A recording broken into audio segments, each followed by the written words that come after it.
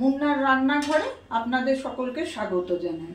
আজ আমি একটা লাউ দিয়ে নতুন রকমের মিষ্টি ঝাল সব মিলিয়ে একটা ছোট্ট রান্না করব। খুব কম সময় লাগে এবং খেতে খুব সুস্বাদু হয়। দেখুন বন্ধুরা, আমি প্রথমে লাউটাকে এরকম ছোট ছোট করে কেটে আমি একটু ভাপিয়ে নিয়েছি। পুরো সেদ্ধ করিনি, আমি একটু ভাপিয়ে নিয়েছি। এবারে আমি যেটা করব, আমি গ্যাস ওভেনটা আমার জ্বালানো আছে, কমানো আছে।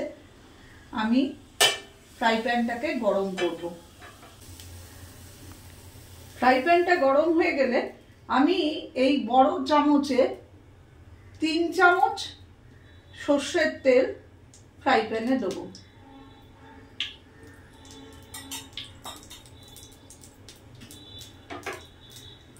নিয়ে ফ্রাই প্যানে এইভাবে চারিদিকে ছড়িয়ে নেব। দেখুন বন্ধুরা, তেলটা যখন ভালো গরম হয়ে গেছে, ভাপ উঠছে, তখন আমি যেটা দেব, এখানে আমি 1 চামচ আদা আর লঙ্কা বাটা নিয়েছি।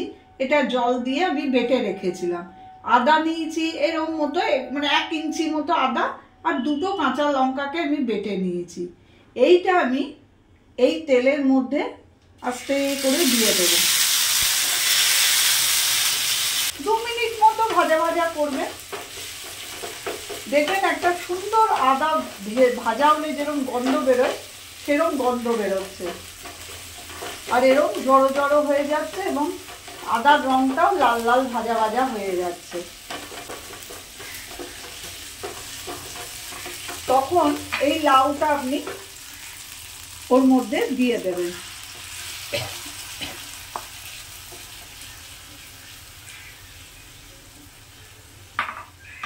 গ্যাস ওভেনটা বাড়িয়ে দেবেন।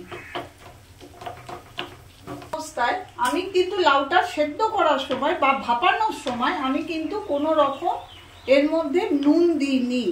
আর এই রান্নাটায় কিন্তু কোনো রকম হলুদের ব্যবহার হয় না, একটু সাদা সাদা হয়। যেহেতু এটা লাউ শুক্তো, আপনি দেখুন আমি এখানে নুন দিয়ে দিলাম, পরিমাণ মতো নুন দিয়ে দিলাম। নুন দেওয়ার পর এটা শুকোতে থাকবে যতক্ষণ না পুরো শুকিয়ে যাচ্ছে।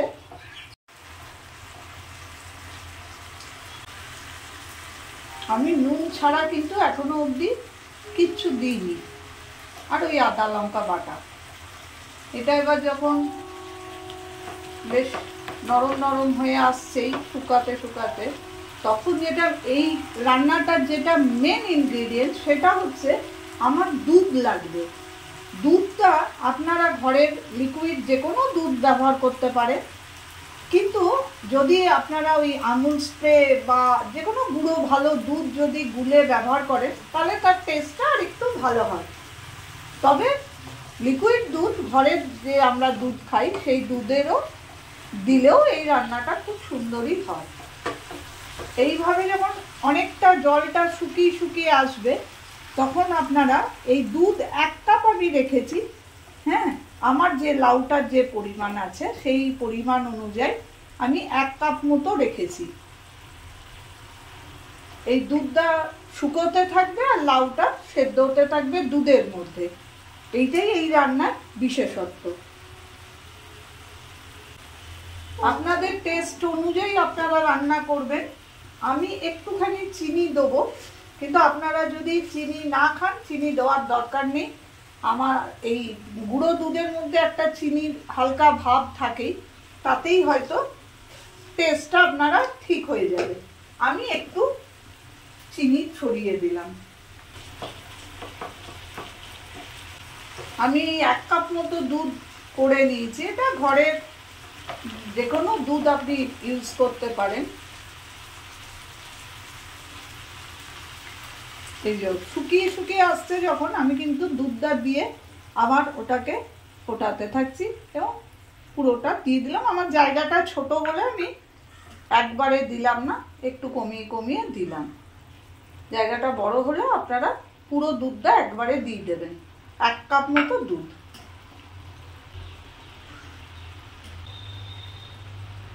এই রান্নাটার বিশেষত্বই হলো এই দুধের মধ্যে লাউটা সেদ্ধ হবে।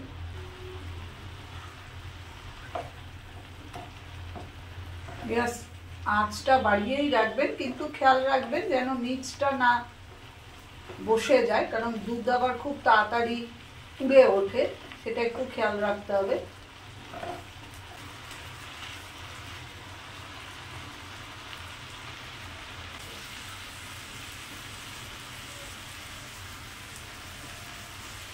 বেশ কিছুক্ষণ হওয়ার পর দেখুন এবারে কিন্তু লেগে লেগে যাচ্ছে, মানে অনেকটাই দুধটা শুকিয়ে এসছে, এবং লাউটাও দেখুন পুরো কিন্তু সেদ্ধ হয়ে গেছে।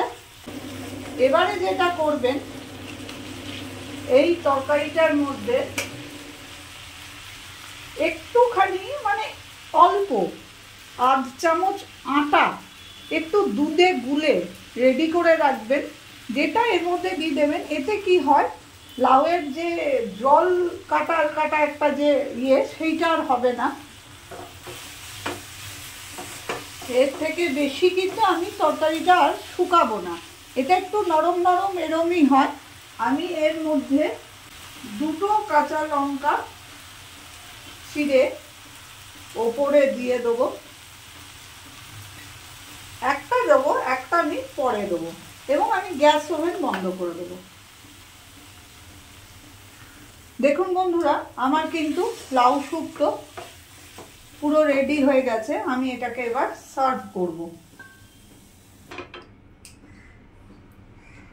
ওপরে একটা কাঁচা লঙ্কাকে দিয়ে আমি গার্নিশিংও হবে, আর একটা লঙ্কা, কাঁচা লঙ্কার একটা সুস্বাদু খুব সুন্দর একটা গন্ধ হয়, সেই গন্ধটাও এর মধ্যে হবে।